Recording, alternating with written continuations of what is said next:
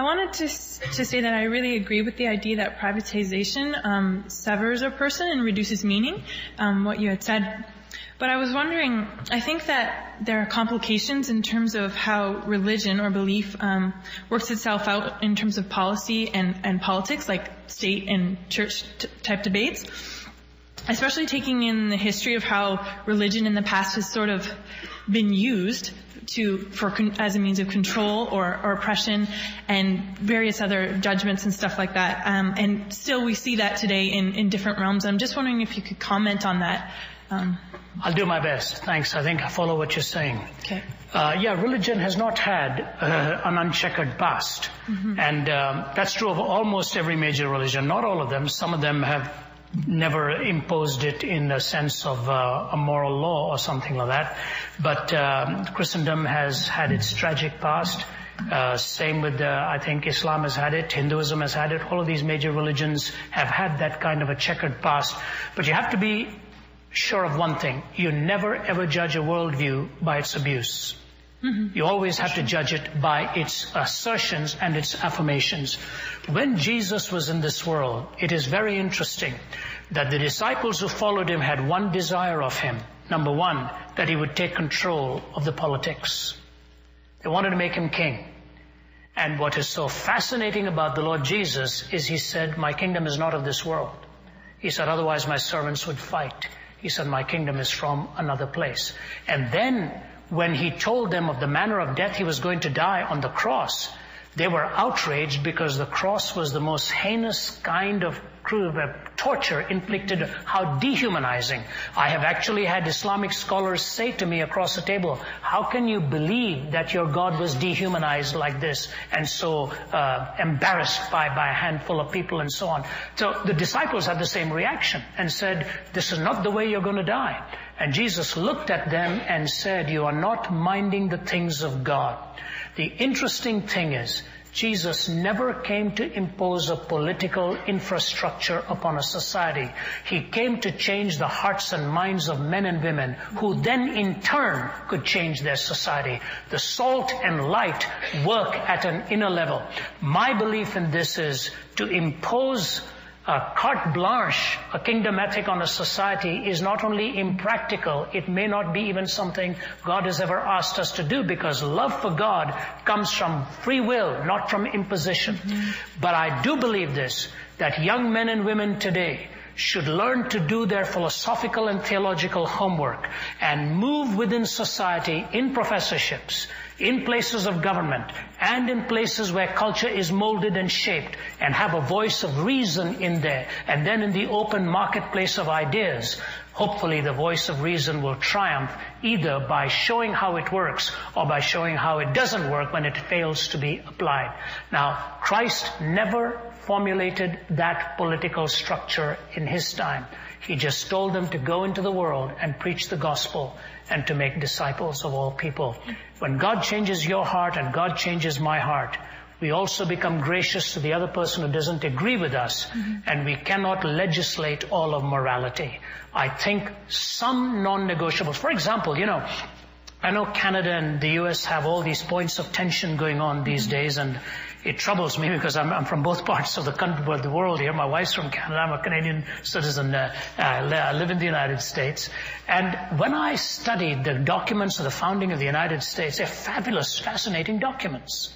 And much of these truths is also partially true in Canada. The reason it was called the Dominion of Canada is because it was taken from the Psalms. His dominion shall be from sea to sea.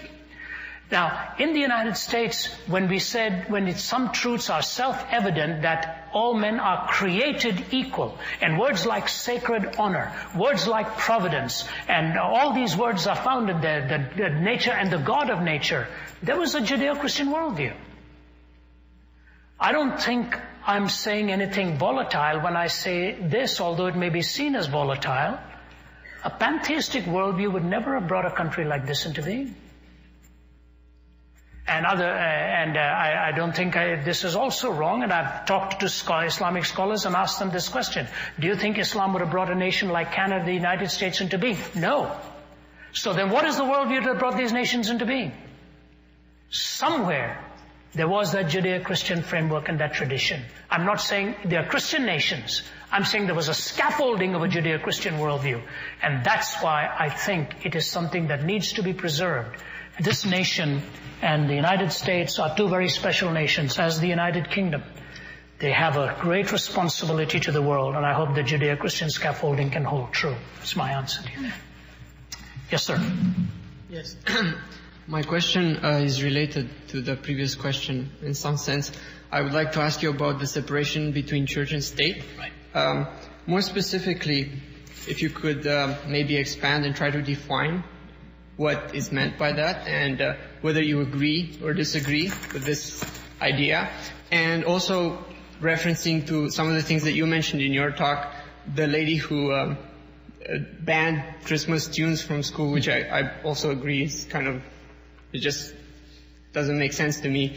And also I've heard on the news that one of the judges to be on the U.S. Supreme Court is one of those who doesn't believe that there should be separation between church and state.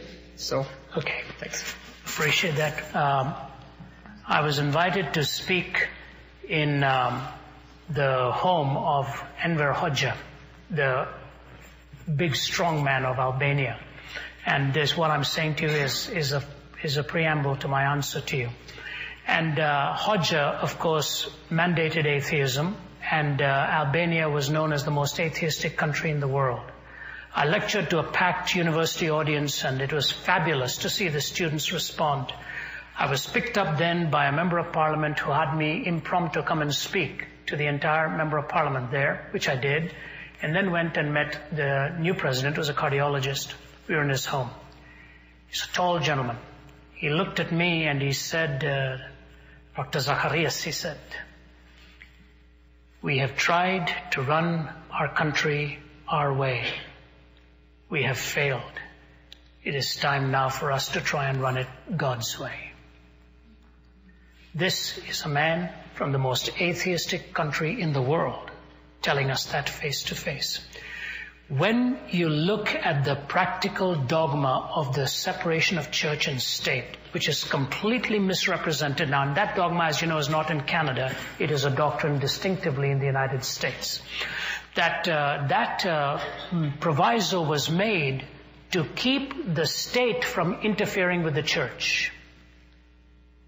That's one of the reasons your giving of the funds is also tax deductible, because they said the state was not sovereign. It did not own all of your money. You were allowed to give as much of your money as you wanted to charitable causes and so on. Now, what has happened is that it has been interpreted now to mean that the state can never represent one religion. That's what it is being interpreted to mean.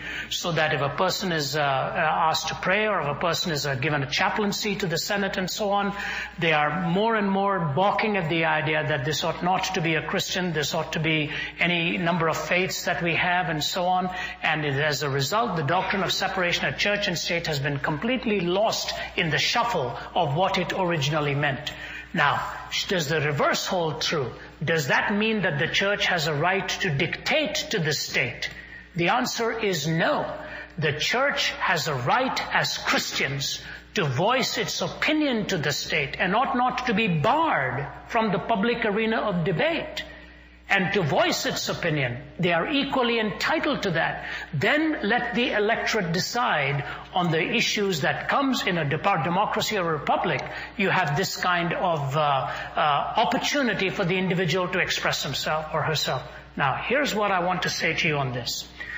Harvard University was formulated and founded by Christians. Veritas is the motto, Christo et Ecclesia. Oxford University, the Lord is my light, is the motto. Princeton, Yale, they were all founded by Christians. It is so interesting that once the liberal theologians came into that place, the conservative ones were evicted and not even given a voice. This is a fascinating thing for the liberal who's supposed to be the cosmic vacuum cleaner that sucks in everything type thing. They reject the views of those who are different. I went to a conservative seminary and I studied a lot of liberals. You go to liberal seminaries, some of them have never even heard of who the conservative theologians are. In the doctrine of separation of church and state, it was to keep religion that which a person wished to practice, so long as it did not violate the law of the land. Now it has actually come to mean that the church has no say to the state in any way, shape, size, or form, and we are blocked out from the arena of public discourse and public debate. The surest way for a person to lose the election today is to stand up there and say, I believe in Jesus Christ, and then watch it hit the fan.